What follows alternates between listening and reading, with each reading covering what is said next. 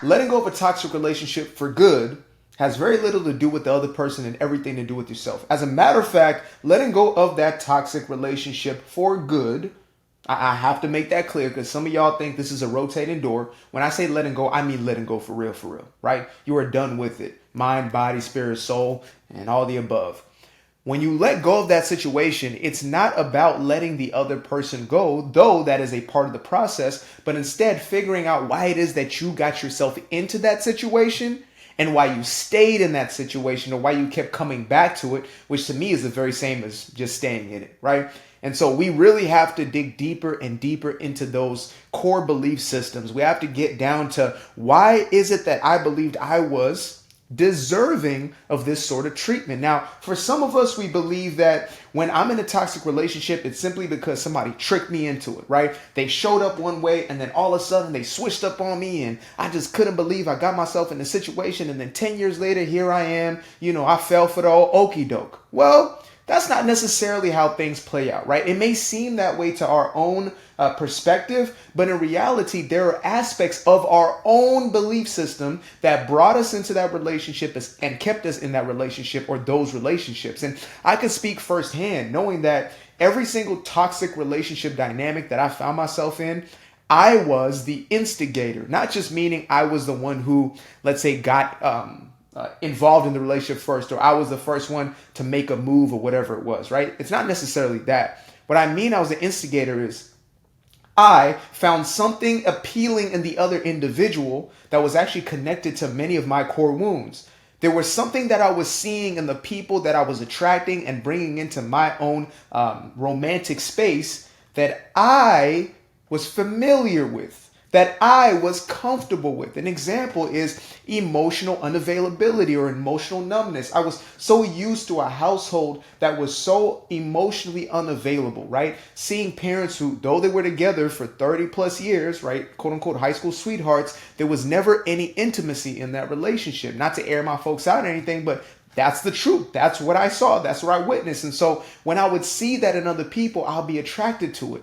Not even knowing why. I would just simply be attracted to it and I would get into a relationship and then find myself in a place where, damn, this ain't right. Like, this ain't a real relationship. Like, we're not even connected. We're not even bound, maybe any deeper than physical, even if the physical is there. Sometimes that would wean out because there was just no real connection. There was no intimacy, right? We weren't able to truly see through this veil, these masks that we would wear in order to protect ourselves. And so when I found myself in these kind of cycles of toxic relationships, whatever that may mean to you, because we all use this word toxic and we throw it around and we label everybody and everything toxic, right? The only reason I'm even using is because it's a word that's understood. But it's deeper and it's more complex than that. It's like, when we get into relationships that are destructive in nature in some way, or that are less productive than they are constructive, right? Unhealthy relationship dynamics could be another one, but we love the word toxic. We love, packaged together words that we could just boom, throw on things. So when I found myself in these type of relationships, again, it was, well, at least when I had some hindsight, when I had some clarity, when I had some introspection, some meditation, some journaling, like when I started to truly do that inner work, I started to see that there were patterns in my life.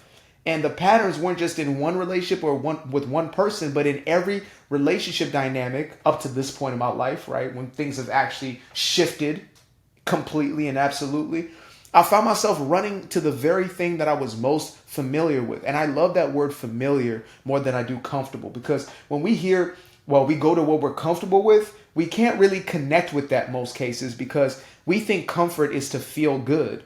And yet, when we're in that relationship, we don't necessarily feel good, right? It's like those negative emotions or those toxic emotions, quote unquote, that we perpetually find ourselves in, those toxic thought processes that we find ourselves hooked to. They don't feel good, but they're familiar, like we're used to them, right? In the same way, if somebody, if you're used to getting punched in the gut, you might get used to it. It's not comfortable. It doesn't feel good, but you're used to it.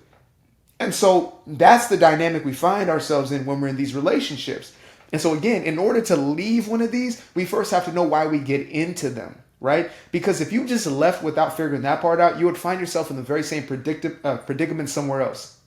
So without having to like micro analyze your own specific life, we can get down to the foundational elements of why we get into any sort of relationship dynamic that is not productive, healthy, or kind of aligned with our true desires and intentions in life.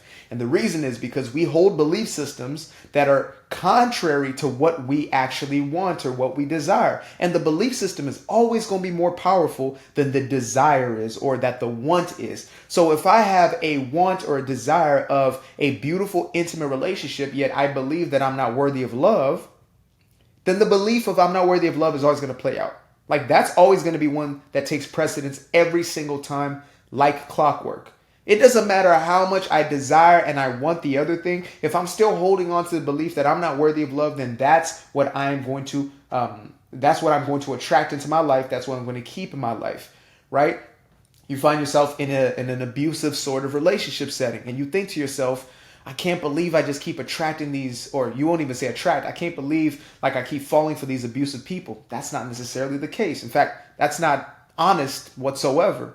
What's really taking place is you're attracting people who resemble what you've either witnessed in relationship or how you treat yourself in relationship to yourself.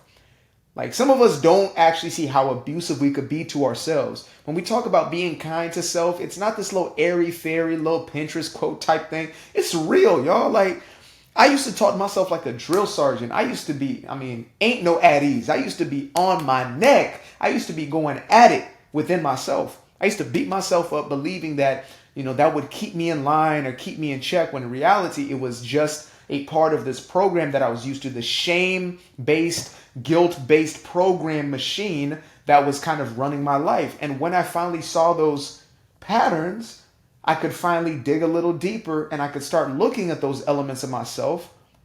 And then I could start questioning whether or not these beliefs were serving me or not, right? Like, if we don't actually diagnose the belief system, if we don't get to the root of what that true belief is, or that true storyline that's playing through our psyche, our subconscious mind is, we're just going to stay in the very same thing. Again, we can leave that relationship, but we will attract it in another way. You might attract it in your boss. You might attract it in your friend group. You might attract it in just everyday life. I can't believe everybody's a narcissist. No, that's not the case. Not everybody is a narcissist. Though, most of us, all we do is take pictures of ourselves and videos of ourselves all day long. That's not necessarily what narcissism is. As a matter of fact, it is not what narcissism is. And if you were to dig deeper into true classic narcissism, it comes from childhood trauma, which means it is a mechanism used in defense of like deep wounds and deep trauma, right? It's not just somebody waking up one day thinking, I'm better than everybody and I'm going to use everybody. That's not how that happens. So we need to bump that in the first case. As a matter of fact, I'm going to make a video called We Need to Stop Calling Everybody a Narcissist, because it's not helping the case. So anyway, back to the point. When you're leaving this relationship dynamic, you have to understand that you are to first leave it emotionally and mentally. And that only happens through the belief system being pinpointed. And once you realize that, then the action actually matters, right? Of course, re-engineering and rewiring your belief system matters. Like, stop listening to all that garbage and that trash that you put in your mind all day that reinforces your old belief systems of you not being enough or other people not being enough, right? All the gossip and drama channels and all kinds of nonsense that we sometimes fill in our airwaves that is having this impact on our belief system, right? When we cut that out, after observing what it is that we actually believe about ourselves, what the patterns in our lives are, then moving away from that toxic relationship is going to be so much more powerful. And you're going to find yourself not only leaving those relationships, but staying out of them, because now you're on a track to healing. Again, you're focused on yourself and not the other person. You have not made the other individual the problem. You have not made,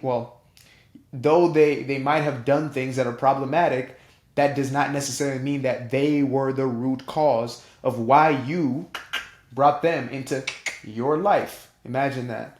And I know this ain't the message that, you're hearing in the mainstream yet. This is going to become the mainstream narrative, but it's the necessary one for freedom, right? And it's one we're finally becoming awakened to, because we need to. We're yearning, we're asking, we're pleading for healing. And this is the only way that healing is going to come to pass, period.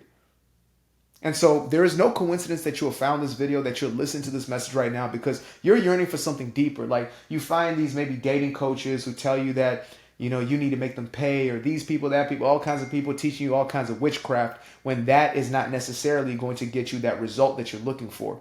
Though it may feel good in the moment, it's not necessarily going to be something that is constructive for you as you start to embark upon this true healing journey. Not the healing journey from the relationship, but the healing journey from the broken relationship with yourself, right? So, appreciate you guys for tuning in. I just saw a message come in right now. I'm about to get me some food. Brought to the crib. So, that being said, quick guilt-free plug. My first published book, Doing Me Guilt-Free. Cheese. Make sure to get yourself a copy of one of these. It is going to be a companion within this healing journey of yours. So, appreciate you guys for tapping in. Until the next time, namaste, namaskar.